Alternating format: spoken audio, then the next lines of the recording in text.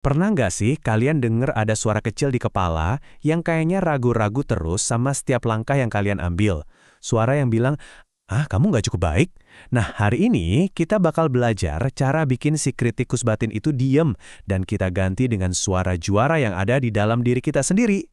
Oke, pertama-tama kita harus kenalan dulu sama musuh kita ini, ya kan? Sebelum kita bisa membangun sesuatu yang baru, kita perlu paham dulu apa sih yang kita hadapi. Jadi, mari kita bahas tuntas soal suara keraguan diri ini. Coba deh, tanyain ini ke diri sendiri. Apakah suara itu yang nentuin keputusan kalian, yang bikin kalian ragu buat ambil kesempatan baru? Kalau jawabannya iya, tenang, kalian nggak sendirian kok. Dan seringnya, suara ini sebenarnya bukan masalah utamanya, tapi cuma gejala dari sesuatu yang lebih dalam. Dan ini dia akar masalahnya, harga diri yang rendah. Ini bukan cuma soal lagi bad mood aja ya. Ini tuh perasaan negatif yang terus-terusan ada, yang udah mengakar di mana kita ngerasa nggak berharga. Dan itu semua lahir dari cara kita yang tanpa henti ngejudge diri sendiri. Coba deh, lihat tanda-tanda ini. Ada nggak yang kalian rasa, wah ini gue banget? Mungkin kebiasaan ngeritik diri sendiri yang nggak ada habisnya, atau selalu pesimis ngelihat hidup. Atau bahkan hal-hal kecil kayak ngomong dengan suara pelan. Nah ini semua tuh sinyal, lampu kuning, yang ngasih tahu kalau kritikus batin kita lagi ngambil alih kendali. Oke, cukup ya bahas masalahnya. Sekarang mari kita ngomongin solusinya. Ada loh sebuah alat yang kelihatannya simple tapi dampaknya kuat banget buat ngubah pola pikir kita. Ini dia alat kita, afirmasi positif. Eits, jangan salah ya, ini bukan sekedar angan-angan kosong. Ini adalah pernyataan yang kita buat dengan sengaja, yang dirancang khusus buat meretas pikiran bawah sadar kita. Tujuannya apa? Ya untuk secara sistematis membangun ulang cara kita memandang diri sendiri, dari dalam keluar. Terus bedanya apa dong sama sekedar berharap? Wah, beda banget. Harapan itu sifatnya pasif dan umum, kayak semoga berhasil ya. Kalau afirmasi, itu aktif dan spesifik.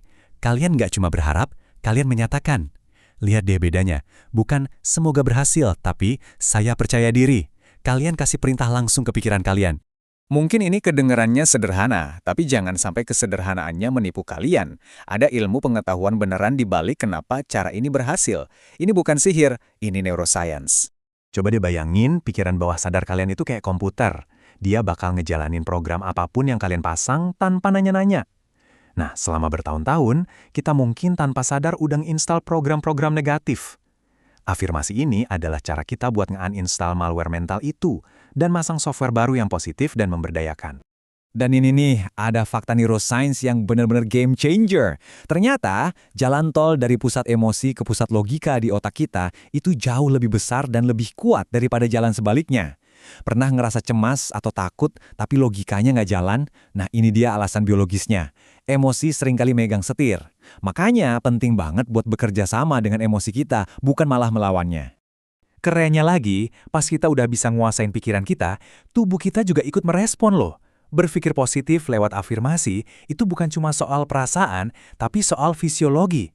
Ini bisa memicu pelepasan endorfin, zat kimia bahagia alami dari tubuh kita, bahkan bisa nurunin tekanan darah dan ngelepasin ketegangan.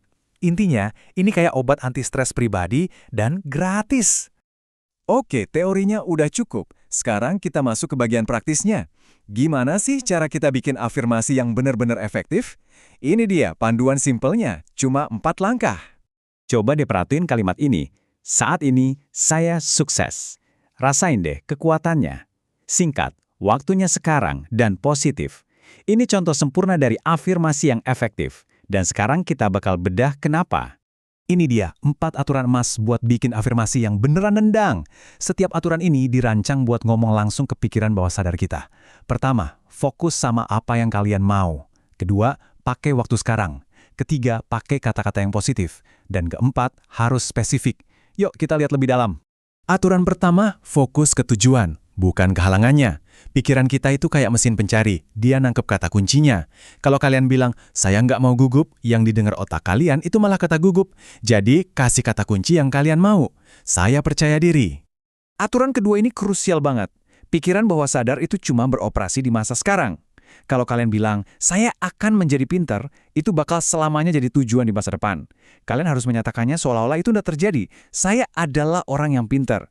Ini ngasih perintah ke pikiran kalian buat bertindak sekarang juga.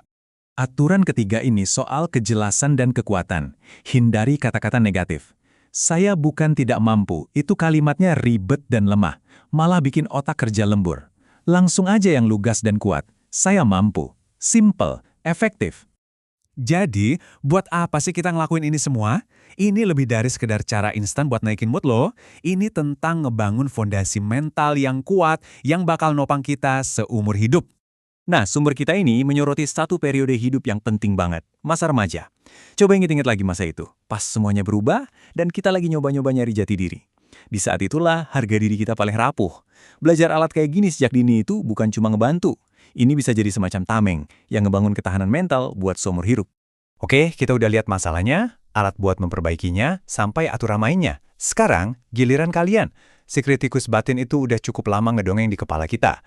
Jadi, pertanyaannya sekarang, kisah positif baru apa yang bakal kalian mulai ceritain ke diri sendiri mulai hari ini?